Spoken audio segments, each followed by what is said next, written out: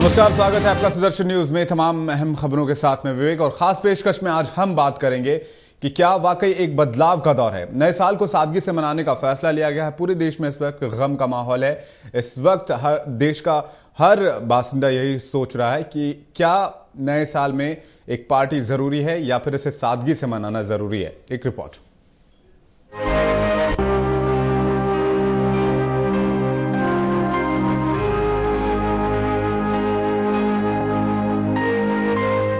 Gangrape कांड की पीड़ित लड़की की मौत के बाद पूरे देश में गम का माहौल है। हर कोई युवती के परिवार के साथ उनके दुख में शामिल है। ऐसे में नए साल पर शहर में अलग अलग स्थानों पर होने वाले आयोजन रद्द किए जा रहे हैं। बॉलीवुड हो या राजनेता, आम हो या खास, हर कोई 2013 के जश्न से दूर भागता नजर आ रहा है। सबकी जुबान पर एक ही बात है, एक ही सोच है, साल बदल गया, अब समाज बदलना है। उठो, जागो, सोचो और समझो, आज नहीं तो कभी नहीं। 2012 की तस्वीर 2013 में नहीं देखेंगे हम। समाज को बदल देंगे, भारत को बदलेंगे। साल 2013 की खुशी एक दिन नहीं, पूरी साल मनाएंगे। बस हमारी माँ, बहन और बेटी आजाद हो। बीते साल के साथ नहीं रहना चाहता कोई। आज हर आम नागरिक की एक ही तमन्ना है कि 1 जनवरी के बाद मेरी बहन, मेरी माँ और मेरी बेटी को अगर बाहर जाना हो तो वो बार बार अपनी घड़ी न देखे, कोई उसे घूरे तो वो डरे नहीं, वो आगे बढ़े। यही तो नया साल है, यही नए साल का जश्न होगा और हमारा संकल्प भी। अब तक तो बहुत घूमे, जश्न मनाया, एक दिन और अपने भविष्य को बनाने में लगा देंगे तो क्या हम आजाद तो होंगे? शायद आज इसी सोच को लेकर हर कोई नए साल के जश्न से भाग रहा है। वो कहता है नहीं चाहिए वो पल भर की खुशी, नहीं चाहिए वो जश्न जो हमारे अपनों की जिंदगी को नासूर बना दे। शायद ऐसी एकता, ऐसी आवाज, एक ऐसा जोश और ऐसा जुनून दोबारा न मिले। नए साल तो हर साल मिलेंगे, पर ये समय नहीं। जरा सोचिए, गैंगरेप के गम में पूरा भारत डूबा है। हर कोई अपने तरीके से अपनी भावनाओं को जाहिर कर रहा है। अब आप बताओ, आपका क्या प्लान है? सुदर्शन न्यूज के लिए अरुण शिवहरे के साथ रोहित कुमार की रिपोर्ट। चलिए, तो इसी बदलाव, इसी सादगी पर हमारे साथ बातचीत करने के लिए इस वक्त 3 खास मेहमान हमारे स्टूडियो में मौजूद हैं। उनसे बातचीत करेंगे। राजकुमार इंदौरिया जी हैं, कांग्रेस से हैं, बहुत बहुत स्वागत है आपका। हमारे साथ दुष्यंत कुमार सिंह जी हैं, सामाजिक कार्यकर्ता हैं, आपका भी बहुत बहुत स्वागत है। और हमारे साथ सुनील दत्ता जी हैं, वो भी सामाजिक कार्यकर्ता के तौर पर हमारे साथ जुड़ रहे हैं। हम बातचीत में ये जानने की कोशिश करेंगे क्या इस वक्त देश एक बदलाव के दौर से गुजर रहा है, और अगर गुजर रहा है तो आने वाले समय में ये बदलाव कितना सकारात्मक रहेगा और देश को और आने वाली पीढ़ी को इसका कितना फायदा मिल पाएगा। सबसे पहला सवाल मेरा रहेगा दुष्यंत कुमार सिंह जी से।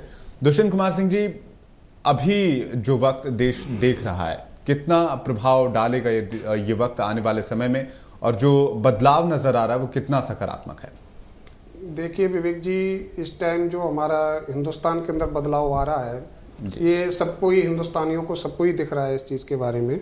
और हमारा जो इस तरीके से आज जो देश के अंदर किसी भी प्रकार का माहौल है, खुशी का माहौल है, आज गम में डूबा हुआ है हमारा देश। और इस तरीके से जो हमारे सन 2012 का ये सन 2013 में जो दिखाई देगा माहौल, और हमारे देश की जितनी भी जनता है और हमारी माताओं बहनों के लिए ये बहुत खुशहाल, इस तरीके से ही हमारे नौजवान युवा जो भी हैं, इन्होंने, देखिए आप देश के अंदर कोई भी आज खुशी का माहौल नहीं है जी। और अगर ये बदलाव आगे हमारे देश में अगर आएगा तो ये बहुत बड़ी लहर है और बहुत एक अच्छी शुरुआत है जी हमारे देश में। तो मैं लोगों से, हमारी यही विनती है, गुजारिश है कि इस बदलाव को लाने के लिए सभी लोग सब आगे आएं और अपनी सोचों को बदलें, पूरे दमखम के साथ आगे आएं और अपनी अपनी सोच को बदले। जाहिर सी बात है, इस पूरे मसले से जो निकलकर सामने आया है वो ये है कि कहीं ना कहीं सोच में बदलाव लाने की जरूरत है। हमारे साथ दुष्यंत कुमार जी भी हैं और उनके साथ सुनील दत्ता भी हैं। सुनील दत्ता से बात करते हैं। सुनील जी, आप इस फैसले को, युवाओं का जो ये फैसला है, खासकर नए साल का जो जश्न होता है वो युवाओं से जुड़ा हुआ होता है, और इस जश्न में ज्यादातर युवा ही शरीक होते हैं और युवा ही इसे जश्न के तौर पर मनाते हैं। खासकर अगर हम बाहर के होटल्स वगैरह में अगर पब और डिस्क की बात करें, क्या देखते हैं आप इस फैसले के पीछे? देखिए विवेक जी, हमको इस विषय पर बहुत चर्चा हो रही है जी। मेरे विचार से हमको मूल विषय पर अवश्य चिंतन करना चाहिए जी। अगर हम इन सारी घटनाओं पर ठीक से नज़र दौड़ाएं तो हमें साफ दिखाई देता है कि ये जो जितने जघन्य अपराध हो रहे हैं बलात्कार जैसे जी, ये वास्तव में मानसिक विकृति के कारण से हो रहे हैं जी, और उस मानसिक विकृति के उपजने का कारण अनेक हैं। हमारा समाज है, हमारी शिक्षा है, हमारा रहन सहन है, हमारे माहौल है, लोग हैं जी, हमारा सब कुछ, मीडिया, पिक्चर्स, मूवीज, बहुत कुछ है। अब उन सबको सब में सुधार लाने की आवश्यकता है, ये एक बात है। दूसरा बात देखा जाता है, जब व्यक्ति मानसिक रूप से विकृत हो जाता है, एक रोगी है वो एक प्रकार का जी, और वो शराब के नशे में धुत होकर के ये कार्य कर रहा है, चाहे वो बड़े बड़े एक्सीडेंट हों, चाहे वो बड़े बड़े बलात्कार हों, या किसी भी इस प्रकार का जघन्य अपराध हो। आप जाकर के जरा उसमें उसके स्टैटिक्स में, उसकी गहराई में जाएंगे तो देखेंगे वो शराब के नशे में धुत होकर के किया गया है।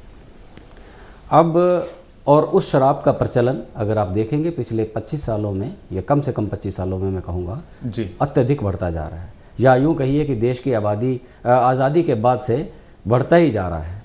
और ऐसा सुनने में आया है कि बलात्कारों में लगभग 875% की वृद्धि हो चुकी है सन 71 के बाद से। और उसी दौरान अगर आप देखेंगे शराब के ठेकों में उससे भी अधिक वृद्धि हो गई जी। और जब व्यक्ति और एक अभी तक जो प्रचलन था, आज से 20 साल पहले व्यक्ति जाता था, कोई ठेके पर से शराब लिया, बोतल लिया और घर चला गया। और अभी क्या हो रहा है कि हर गली में, हर नुक्कड़ पर ना सिर्फ ठेके हैं बल्कि पीने के लिए पब्लिक प्लेसेस पर आज़ादी है। हर रेस्टोरेंट में, हर छोटी छोटी दुकान में शराब उपलब्ध है जी। आखिरकार वो व्यक्ति पी करके घर तो जाएगा ही। जब घर जाएगा तो रास्ते में कुछ ना कुछ तो करेगा ही, नशे में धुत है। अब वो या तो गाड़ी चलाएगा, वो घर पहुंचते हुए तो एक्सीडेंट करेगा, किसी को मारेगा, और अगर कोई मिल जाएगा तो लूट मार करेगा, अगर कोई लड़की मिल जाएगी तो रेप करेगा, तो कुछ ना कुछ तो वो करेगा जी। तो ये इस विषय पर मुझे एक बात समझ में नहीं आ रही कि कोई भी इस विषय पर चिंतन करने को तैयार नहीं है, बात करने को तैयार नहीं है। आप जेल में जाकर के देख लीजिए, कैदियों से पूछ लीजिए, आपको पता चलेगा कि जितने भी अपराध करके आए हैं सब अब गलती का रियलाइजेशन कर रहे हैं कि हमसे गलती हो गई, हमने उस वक्त शराब पी हुई थी। इवन ये जो इतना बड़ा मसला जिस पूरे देश के सामने है, और इन व्यक्तियों से भी बात करके देखिए, ये व्यक्ति भी बोल रहे हैं हमको कि हमने बड़ा घृणित अपराध किया है, हमें फांसी पर चढ़ा दो। यानी उस वक्त हमारी बुद्धि मारी गई थी, आज हमारी बुद्धि ठीक काम कर रही है, यानी शराब पी हुई थी हमने।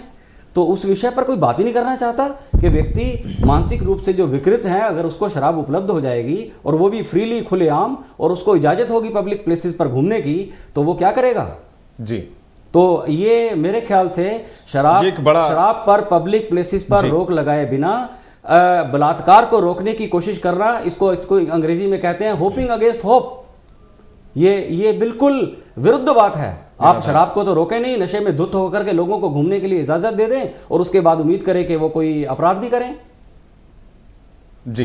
तो नए साल में भी जैसे हर साल की तरह नए साल में बहुत सारे जाम छलकाए जाते हैं, जश्न मनाए जाते हैं, लेकिन इस बार ये माहौल थोड़ा सादगी वाला रहने वाला है। खैर, आपने शराब की बात की, इसी मसले पर थोड़ी सी बातचीत करते हैं। हमारे साथ मौजूद हैं राजकुमार इंदौरिया जी, कांग्रेस से हैं। राजकुमार जी, क्या आप ऐसा मानते हैं कि जो कुछ भी सुनील जी ने कहा, जिन मसलों को यहाँ पर उन्होंने रखा, खासकर शराब के बारे में जो कुछ कहा, क्या आप ऐसा मानते हैं कि ये सही है? और अगर सही है तो आपकी पार्टी में इस बात को लेकर क्या मनन चिंतन या मंथन किया गया? देखिए, इस विषय पे हाँ करना और ना करना कुछ मुझे, क्योंकि सब्जेक्ट अभी दूसरा है जी। सब्जेक्ट ये है कि जो बलिदान दामिनी जी का हुआ है जी, और उससे देश में बदलाव की स्थिति बन गई है। जैसे आपने कहा कि नया साल युवा जो है वो बना नहीं रहे, मेरी भी ऐसे ही कुछ इच्छा है कि अभी मुझे नया साल है या नहीं मुझे पता नहीं लग रहा है जी। हालात ऐसे बन गए, इतना घिनौना अपराध हुआ है जी, और इसमें मेरी पर्सनल भी मतलब ये इच्छा है कि उनको सज़ा इस प्रकार की मिले कि अगला कोई भी अपराधी, इस तरह का व्यक्ति ऐसे अपराध करता हुआ 10 बार सोचे और डरे। मैं तो ये कहता हूँ कि इनको फांसी की सज़ा देने के बाद भी इनकी रूह भी खींच लो, ताकि इनकी रूह भी कभी थर्रा आ जाए और सोचे कि ऐसा जघन्य अपराध नहीं होना चाहिए। अब सवाल ये है कि इसमें सरकार की गलती है, हाँ, पुलिस की गलती है, हम किसकी गलती माने? हम गलती देखिए, राजकुमार जी माफी चाहूंगा आपको, मैं बीच में रोक रहा हूं। गलती पर हमने काफी बातचीत की है, काफी गर्मा गर्म बहस हुए हैं, काफी सारी चीजें निकलकर सामने है। जैसे अभी सुनील जी ने भी कहा कि उन्होंने भी गलतियों में से एक बड़ी गलती गिनाई जो वाकई काफी गंभीर सुनने के बाद लग रहा है। मेरा ये सवाल है, हालांकि जो बातचीत अभी सुनील जी से चल रही थी उसी मसले पर जवाब चाह रहा था आपसे, लेकिन फिलहाल सवाल ये है कि क्या ये एक बदलाव का दौर है? देखिए, बदलाव कैसे आएगा? अब सवाल ये कि मैं अभी इसका विषय दूसरा मैं आपको बता रहा हूँ जी। एक वहाँ ड्यूटी अफसर पुलिस वाले की गलती थी जी। अगर एक पुलिस वाला, मैं इसको वहीं पे आऊँगा, एक पुलिस वाले की लापरवाही हुई जी, तो हमें पूरी पुलिस फोर्स को दोषी ठहरा देना ये भी गलत है जी। जिसकी लापरवाही है उसको सजा मिलनी चाहिए। अब हम ये कहें कि पूरी पुलिस फोर्स ही इसमें दोषी हो गई, ये कहना भी उचित नहीं होगा जी। हाँ, अपराध है, बहुत घिनौना अपराध हुआ है जी। और जिसकी लापरवाही है उसको सजा मिलनी चाहिए। और सरकार का जो दायित्व है, मैं समझता हूं कि सरकार भी अपने दायित्व से पीछे नहीं हटी है, सरकार भी अपना रोल प्ले कर रही है और जहां भी जो पॉसिबल हेल्प उनको मिलनी चाहिए थी दामिनी जी को, मैं समझता हूं सरकार ने भी उसमें अपना पूरा रोल प्ले किया है। सरकार रोल प्ले तो अदा सवाल करती ये है, लेकिन एक जस्ट मुझे लेट मी फिनिश जी। अभी क्या है कि हमें अपने आप को भी, आपको, हमको, समाज को ये तय करना पड़ेगा कि हम अपने बच्चों को ये शिक्षा दें कि औरत का, महिलाओं का सम्मान कैसे किया जाता है। उनको हम ये शिक्षा दें, एजुकेशन दें कि महिलाओं की इज्जत सम्मान क्या होता है। ये भी बहुत अहम बात है। चलिए, बदलाव की बात की थी हमने और शायद हम उस मसले तक नहीं पहुंच पाए। आपके सवाल का या फिर आपने जो कुछ भी कहा इसका जवाब दुष्यंत जी देना चाह रहे थे। दुष्यंत जी, आप बताएं क्या बताना चाह रहे थे? देखिए, आपने जैसे बोला कि हमारा पुलिस जो भी है एक दोषी है, लेकिन उन अपराधों पे पर्दा नहीं डालनी चाहिए ना। अगर दोषी है, अगर आप महिलाओं का सम्मान, पर्दा कहाँ डाला? क्यों? अगर आप दोषी है, आपने जो उसका ट्रीटमेंट का आप इसमें 1 हफ्ते तक एम्स में रखा ट्रीटमेंट को, जो बाद में सिंगापुर भेजा, अगर वो सिंगापुर की, देखिए पुलिस की, मैं ये नहीं कह रहा हूँ पुलिस सारे अच्छे काम कर रही है, सारे खराब काम कर रही है। आप एक बात बताइए, सिंगापुर 1 हफ्ते के बाद भेजा, अगर सिंगापुर उसी टाइम अगर भेजा जाता है, इतना जब इतना सारा, बात नहीं हो रही है, पुलिस की नेग्लिजेंस की बात करें ना आप।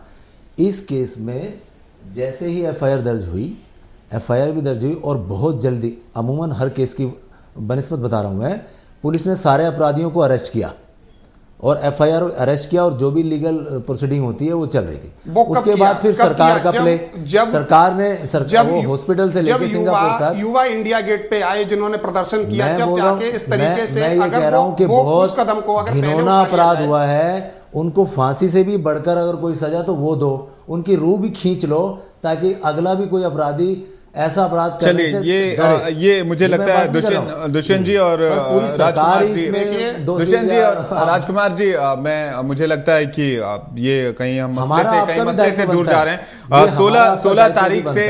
16 तारीख से लेकर अब तक जो हमने बातचीत की है उसमें हमने यही बातचीत की है कि किसकी गलती है, किसने क्या किया, किसने बस चलाई और कौन पुलिस वाला था, कौन पुलिस वाला नहीं था। हम समीक्षा कर रहे हैं, बस हम इसके कारणों तक पहुंचने की कोशिश नहीं कर रहे हैं। और जो मसला है वो ये कि युवा अगर नए साल को सादगी से मना रहे हैं, नया साल बहुत सादगी के साथ नहीं मनाया जाता, जैसा कि हम देखते हैं खासकर युवाओं के अंदर जो क्रेज होता है नए साल का। रात के 12 बजे से या आधी रात से जब तारीख बदलती है तभी से जश्न का माहौल शुरू हो जाता है, पब, डिस्क सारे कुछ भरे रहते हैं। लेकिन अगर आज का भारतीय युवा